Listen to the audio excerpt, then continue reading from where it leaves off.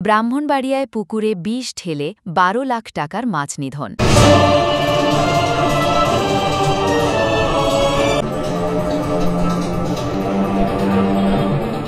ব্রাহ্মণবাড়িয়া শহরের কান্দিপাড়ার ইজারাকৃত একটি পুকুরে বিষ প্রয়োগ করে প্রায় ১২ লাখ টাকার মাছ নিধন করা হয়েছে। এ ঘটনায় মঙ্গলবার ৩০ সেপ্টেম্বর সদর মডেল থানায় লিখিত অভিযোগ দায়ের করেছেন ইজারাদার মোহাম্মদ আনোয়ার। গত রোববার ২৮ সেপ্টেম্বর রাত ৯:৩০টার দিকে সদর উপজেলার চণ্ডালখিল গ্রামের রহিমপুর এলাকায় এ ঘটনা ঘটে। ক্ষতিগ্রস্ত পুকুরের ইজারাদার মোহাম্মদ আনোয়ার জানান, ৫ বছরের জন্য প্রায় ১১০ শতক পুকুর ইজারা নিয়ে দীর্ঘদিন ধরে দেশীয় ও বিদেশি বিভিন্ন প্রজাতির মাছ, রুই, কাতলা, সিলভার, তেলাপিয়া, পাঙ্গাস, সরপুঁটি ও বাটকি চাষ করছিলেন তিনি। কিন্তু কে বা কারা অসৎ উদ্দেশ্যে পুকুরে বিষাক্ত পদার্থ নিক্ষেপ করে শত শত মাছ মেরে ফেলেছে। এতে আনুমানিক ১০ থেকে ১২ লাখ টাকার ক্ষতি হয়েছে বলে দাবি করেন তিনি। তিনি আরও বলেন, খবর পেয়ে পুকুরে গিয়ে দেখি শত